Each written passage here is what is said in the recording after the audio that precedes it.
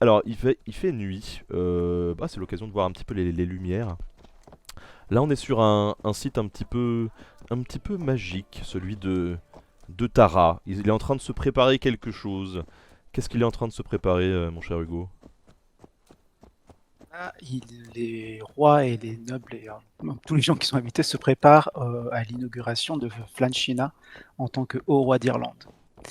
Et cette cérémonie, elle est faite sur ce site de Tara, qui historiquement, alors, il était dit que c'était là que les hauts grands rois étaient couronnés, et pas le bon terme, parce qu'ils étaient déjà rois de leur région, mais c'est là qu'ils prenaient le rôle de haut roi. Et donc là, ce qu'on voit, c'est des, euh, des festivités qui sont éphémères, parce que les gens ne vivaient pas sur la colline de Tara, c'était une colline sacrée, et du coup, là, ils préparent la venue de Flann. Si on veut peut-être ressortir un petit peu enfin, nous replacer un peu dans le contexte de l'Irlande de l'époque, on peut parler, parce que c'est un haut lieu culturel aussi, de cette culture entièrement gaélique, puisque comme je le disais, ils ont pas été romanisés, hein, pour le coup, l'Irlande, ils ont été hors de cette influence-là. Avant, du coup, l'arrivée des Vikings, l'Irlande, elle est divisée politiquement en plusieurs entités qui sont euh, liées mais concurrentes. On va dire en gros il y a 5 provinces, 4 petites royautés, et qui sont coiffées parfois par un haut roi ou un roi suprême de l'Irlande, dont le pouvoir va être symbolisé ici à Tara. Pour le coup, et c'est ce qui va se passer avec Flan. Et Tara, qui est située dans la 5e province, qui s'appelle Mide. Voilà, Mide. Et alors, au roi, c'est un titre en gros qui est accordé à une personne qui va avoir le contrôle de la totalité de l'île, hein. Euh, Même si dans les fameux hauts rois qu'on peut retrouver dans l'histoire de l'Irlande, il y en a un certain nombre qui sont en fait des figures plus mythologiques qu'historiques, finalement. En gros, il y a une certaine stabilisation qui va se faire au 8e siècle de notre ère, avec une alternance entre deux dynasties régnantes. Euh, et le petit plus qu'on peut rajouter, hein, quand même, c'est que contrairement en France, par exemple, où il y a une filiation, on va dire, dans mes directs, je veux dire, qui est acté, notamment de primogéniture, c'est-à-dire de l'aîné qui peut, ou celui qui arrive le premier dans la lignée qui prend la suite du roi quand celui-ci meurt. Ici, c'est pas le cas, hein. En Irlande, on est vraiment sur un autre type de modèle. On est sur une monarchie qui est plutôt élective. Donc on élit, pour le coup, le roi. Et là, en gros, Flan, on est sur la fin du 9e siècle, c'est ça? Oui, c'est Là, ça. on C'est est... vers 879 et entre 879 et 882 ici. Yes. Et alors pourquoi avoir choisi ce roi en particulier? Alors, il y a plusieurs raisons. On voulait rester dans la continuité chronologique de Valhalla. Donc, on ne voulait pas raconter des histoires qui se passaient avant. Mais évidemment, on cherche aussi des opportunités pour raconter des belles histoires. Que Flancina, c'est la génération juste la proche à la chronologie du jeu principal, qui raconte une histoire qu'on sentait, qui pouvait, Hugo, il aura certainement plus de choses à dire, qu'on pouvait utiliser pour raconter quelque chose d'intéressant. Et surtout, c'est une époque, j'ajoute juste une dernière chose, et puis Hugo, il aura sûrement des choses à dire. C'est une époque de, comme je disais tout à l'heure, de syncrétisme, c'est-à-dire de mélange entre deux cultures. Ces deux cultures, les Norse et les Gaëls, ils sont en train de se fondre, de devenir une seule chose. Et c'est un moment unique dans l'histoire de l'Irlande. Ce n'est pas le moment de conflit entre les cultures, ce n'est pas le moment où ces deux cultures sont complètement mélangées, c'est un moment de transition. Et c'est ça qu'on voulait raconter. Ouais, exactement. Pour reprendre ça, c'est un énorme tournant pour l'Irlande à ce moment-là, parce que voilà, il y a cette émergence des Norse Gaels.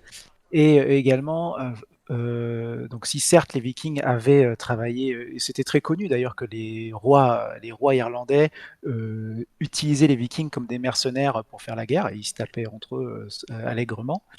Mais là, du coup, ce haut roi-là, Flan, a déjà eu un règne très très long et est arrivé vraiment à cette époque fondatrice de de cette nouvelle culture. Donc on a exploré ça. Alors bien que ça représente des événements à partir de 879, donc après chronologiquement le jeu principal, cette expansion est accessible en parallèle du jeu principal. Et parce que dans Valhalla, ce qu'on essaie surtout, c'est de représenter une époque plutôt qu'une suite parfaitement chronologique. Donc là, on a voulu justement montrer cette époque de gros changements et chamboulements de la culture irlandaise. Alors j'ai un peu plus de précision à vous apporter justement sur le système de succession gaélique qui était présent en Irlande, en Écosse et sur l'île de Man.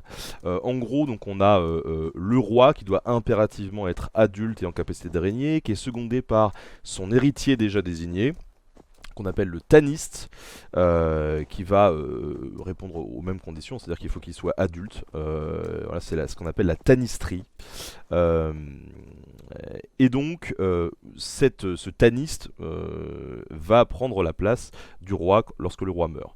Les deux positions, elles sont choisies parmi des hommes uniquement, hein, pas de femmes.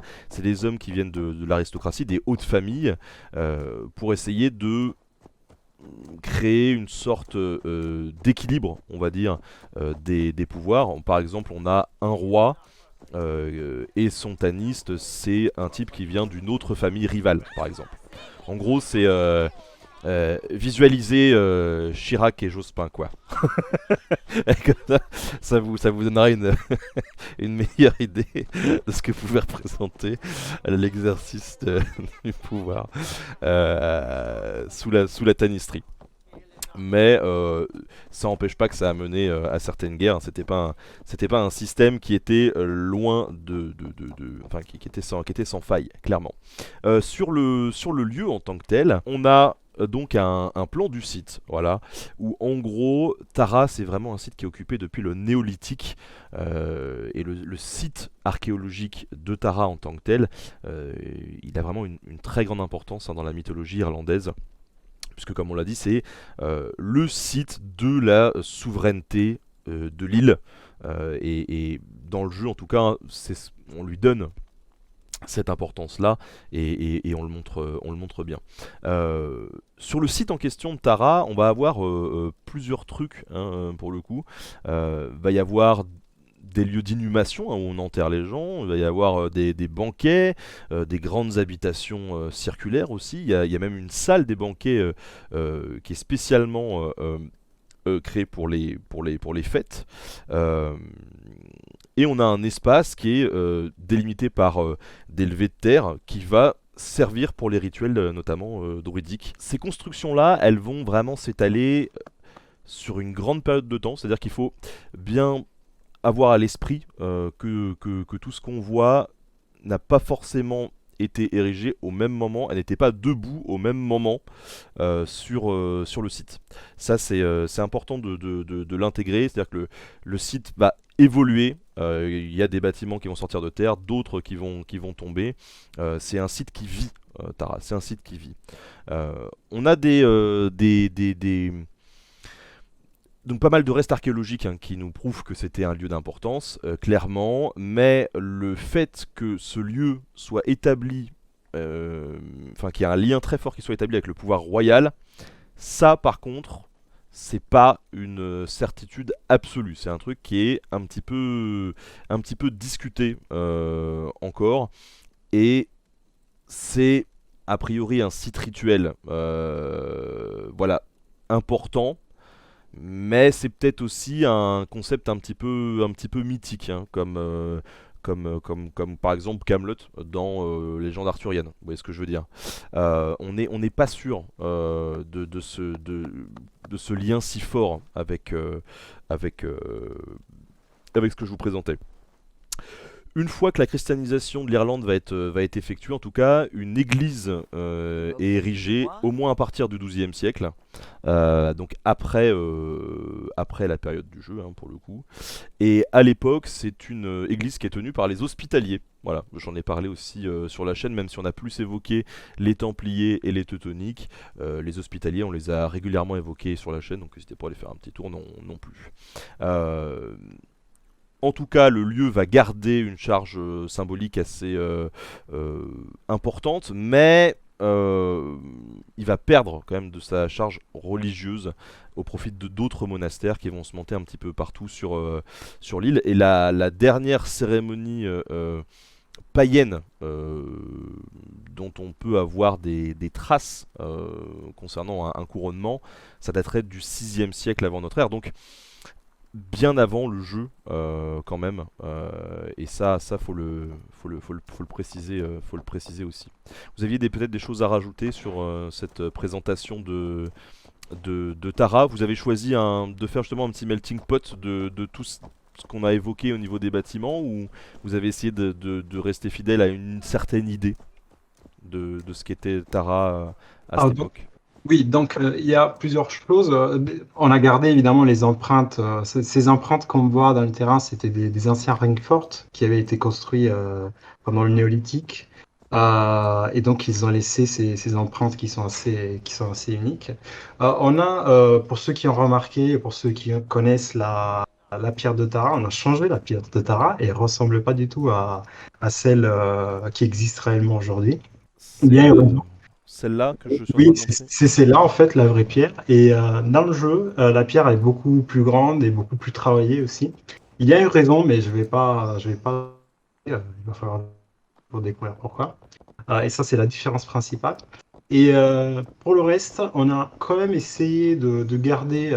On raconte cette époque où il y a une transition entre les anciennes traditions païennes, qui sont quand même christianisées, et un monde qui est complètement chrétien.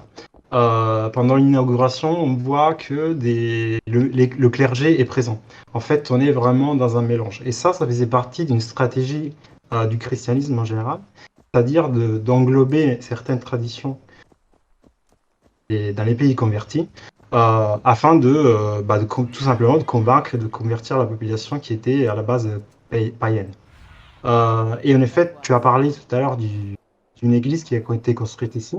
C'est pas un cas. C'était une stratégie très très répandue en Irlande. C'était de construire des églises là où il y avait des sites sacrés païens. Et même Armagh, on la visitera plus tard, c'est la même chose. Elle a été construite sur un site païen. Ça sert à réécrire l'histoire. Ça sert à effacer les lieux païens et les transformer en lieux chrétiens. Donc c'est pour ça qu'on a essayé de garder quand même de la vie ici, pour raconter comment la christianisation petit à petit a pris le pas sur le paganisme.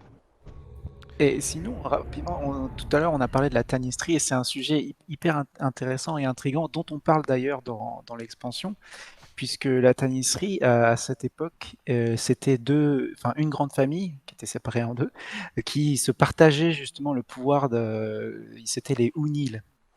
Les Flan et de la famille des O'Neill du Sud.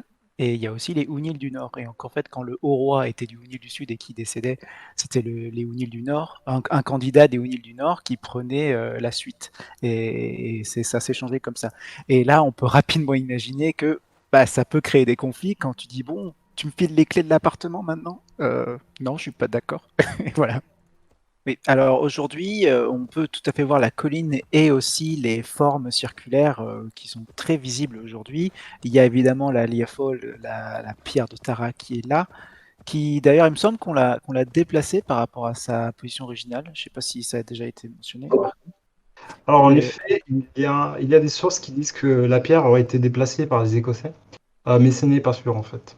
En tout cas, on a choisi de garder la position originale pour garder le caractère iconique du lieu, qui aujourd'hui est visité encore par les touristes.